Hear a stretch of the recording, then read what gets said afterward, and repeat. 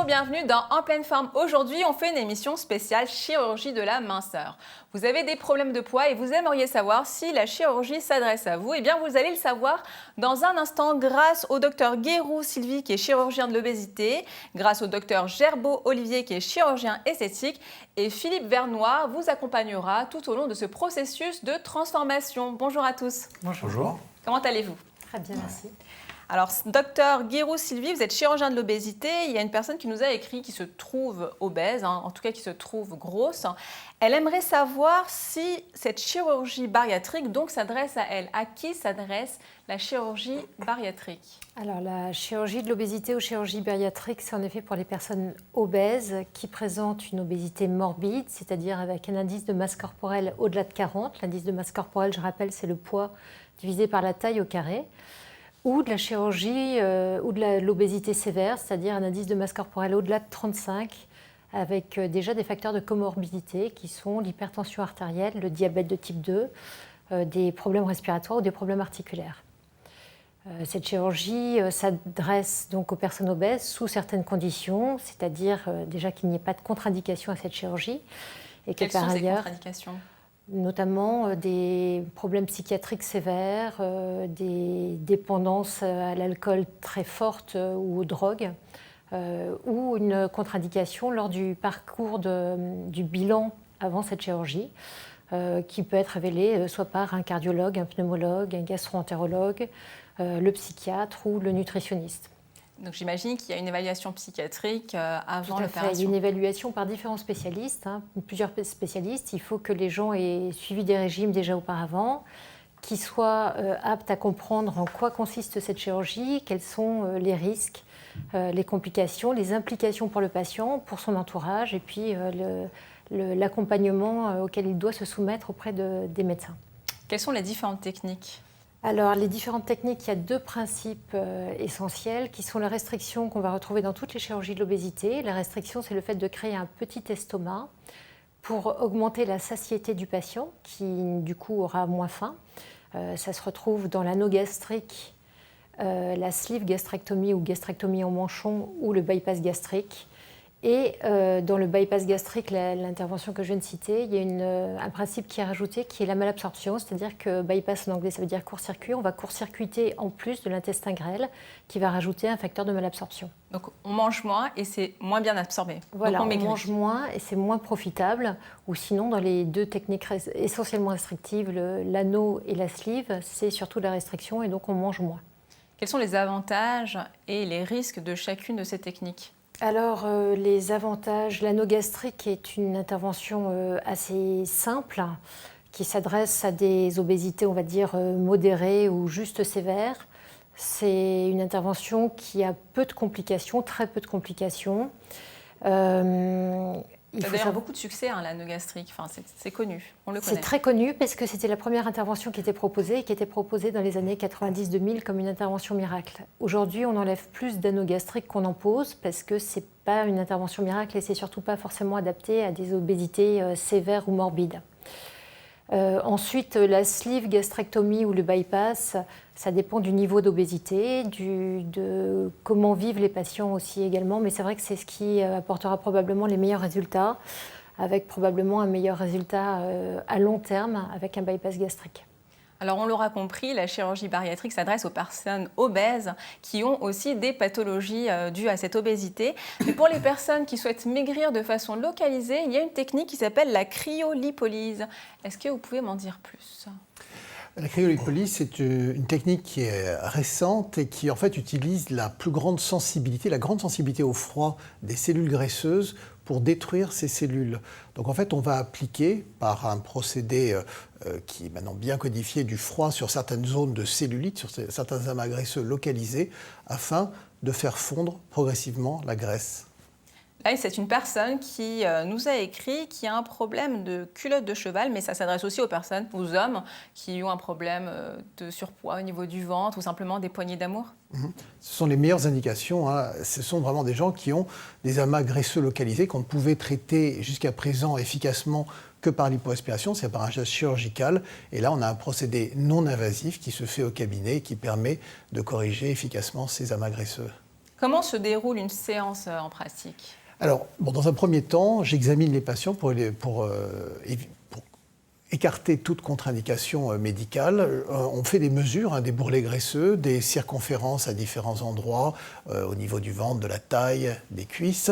Je prends des photos également, ça permet vraiment d'objectiver les résultats. Bien sûr, on pèse les patients avant, on pèse les patients une fois que le traitement est terminé. Et puis ensuite, donc les patients vont tout simplement sur une table d'examen confortable, ils vont s'allonger et on va appliquer, on va mettre sur les zones de cellulite des applicateurs qui sont comme des grosses ventouses en fait, qui vont permettre d'avoir la peau au sein de cette ventouse et de la refroidir à moins 8 degrés. Alors une séance dure, selon les machines, entre 60 et 70 minutes.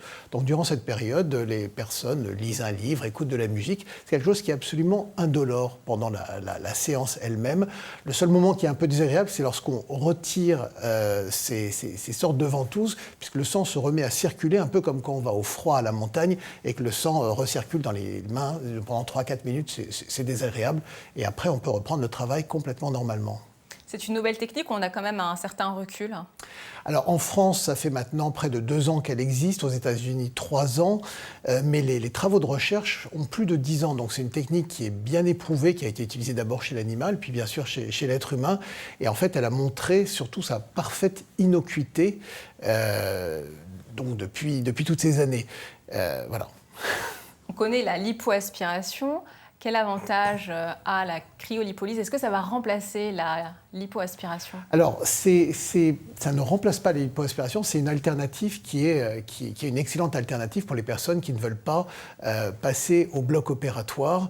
Maintenant, la lipoaspiration s'adresse à des personnes qui ont de nombreux amas graisseux, parce qu'il est quand même difficile de tous les traiter lors d'une séance, et on peut répéter les séances bien sûr, mais il est préférable dans ce cas-là de traiter tout en un coup. C'est aussi quelque chose qui est efficace à 100% la lipoaspiration, alors qu'il y a des cas de non-réponse en cas de cryolipolyse. Il y a à peu près 80% des personnes qui répondent à la cryolipolyse, donc il y a 20% pour lesquels ces procédés sont peu efficaces. Il y a d'autres éléments restrictifs qui sont la peau. C'est-à-dire qu'on ne peut pas faire une cryolipolyse chez des personnes qui ont une peau qui est extrêmement tonique et qui ne va pas se laisser aspirer dans ces ventouses. Voilà. Mais sinon, la cryolipolyse est vraiment une alternative maintenant très, très adaptée à des personnes qui ne veulent pas passer au bloc, qui ne veulent pas d'anesthésie, qui ne veulent pas prendre du temps pour tout ça. Et les résultats sont durables ? Les résultats, après, sont à vie. C'est-à-dire que c'est comme pour la lipoaspiration, la graisse qui a été éliminée ne revient plus. Bien sûr, il faut bien s'alimenter, faire du sport, j'imagine. Bien sûr, toutes les règles. En complément. Ouais. Pendant au cours de ces interventions qui transforment le corps, la chirurgie de l'obésité, la cryolipolyse, certaines personnes peuvent avoir du mal ou du moins avoir besoin d'aide pour être accompagnées parce qu'on a une transformation de son image, une nouvelle image. Est-ce que l'hypnose et la PNL peuvent aider au cours de ce processus de transformation ? Complètement. Toute intervention qui touche à l'image du corps, notre esprit met du temps à l'accepter. Pourquoi ? Parce qu'on n'a jamais une représentation réelle de notre corps. On a toujours une représentation illusoire. Par exemple, les anorexiques qui se voient plus volumineuses, plus grosses qu'elles ne sont, plus en poids, plus en chair qu'elles ne sont. Dès que vous modifiez votre image corporelle, la mise à jour n'est pas instantanée. On a beau avoir des miroirs, ce n'est pas suffisant. Il faut se reconnaître dans le miroir. Pour se reconnaître dans le miroir, on a besoin de reprendre contact avec notre corporalité, redécouvrir notre corps. On a des outils, il y a un outil particulier qui est plutôt issu de la sophro, qui est une modélisation de la sophrologie, qui s'appelle la toilette du samouraï, qui permet à la personne de reprendre contact avec sa corporalité, de redécouvrir chaque partie de son corps, et du coup de petit à petit reconstruire son image interne, l'image de sa propre corporalité à l'intérieur d'elle-même. Parce que c'est cette image-là qui compte pour les gens. Certaines personnes vont avoir un physique retravaillé, soit par du régime, soit par de la chirurgie, et seront pas, c'est pas moi. Je ne suis pas en acceptation de cette chose-là. Et s'il n'y a pas cet accompagnement, la personne peut le vivre très très mal, comme un abandon de sa personnalité. Puis qu'est-ce que les autres vont penser aussi ? Parce que mon image met en cause ce que je renvoie à l'extérieur. Et au sein de ma famille, comment ils vont m'accepter à nouveau ? Comment ils vont accepter ce nouveau moi ? Certaines personnes, il suffira de retravailler sur leur image interne et ça sera suffisant. On dit que ces personnes-là sont en référence interne plutôt. Certaines personnes sont ambivalentes entre leur image interne et l'image qu'ils projettent à l'extérieur. Et accepter la modification du regard des autres sur eux fait partie aussi de cet accompagnement. Parce que ce résultat, ils le souhaitent quand ils font appel à un chirurgien esthétique ou un chirurgien de l'obésité ou d'autres types de chirurgie où il y a une transformation physique. À la base, c'est eux qui le souhaitent. C'est eux qui le désirent, ils font toute la démarche. Ce n'est pas aussi simple après de le faire sien, de l'accepter. Ça demande un accompagnement qui peut être assez rapide, parce que la personne est dans la démarche, ce n'est pas comme suite à un accident ou quelque chose comme ça. La personne est dans la démarche, donc elle le veut. Toutefois, vous vous êtes vu dans le miroir pendant des années, et d'un coup, on a l'impression que c'est plus d'autres personnes en vous. fait, devant nous. C'est quelqu'un de nouveau que vous voyez. Il va falloir apprendre à le connaître, ce quelqu'un de nouveau, à connaître ce nouveau physique. Et là, c'est tout un travail de reconstruction et d'appropriation de cette nouvelle image. Alors, docteur Gerbeau, est-ce que vous aussi, vos patients vont voir un psychologue? Il y a une évaluation psychologique avant pour être sûr qu'ils souhaitent transformer leur corps, comme on l'a vu en chirurgie de l'obésité? Les gens veulent rarement une transformation, ils veulent justement un résultat naturel et que ça se voit le moins possible. Et les seuls cas où on fait appel à des psychologues ou à des psychiatres, c'est quand nous, on dépiste des vrais problèmes de personnalité ou des problèmes psychiatriques des patients avant, comme vous le disiez en début d'émission. Et comment l'hypnose et la PNL peut nous aider justement dans cette quête? On va rebâtir l'image. Alors, celle-là, ça sera plutôt de l'hypnose qu'on va utiliser pour imaginer la personne face à un miroir et qu'elle intègre cette nouvelle image en elle. Et on va utiliser aussi des exercices. On va l'amener à, au moins une fois par jour, être face à un miroir et redécouvrir ce corps. Et dans les séances qu'on va faire après, on va intégrer cette image qu'elle a notée dans le miroir pour l'intégrer en elle. Je ne détaillerai pas la technique, c'est un petit peu long à détailler. On n'a plus le temps, mais vous détaillerez ça une autre fois avec grand plaisir.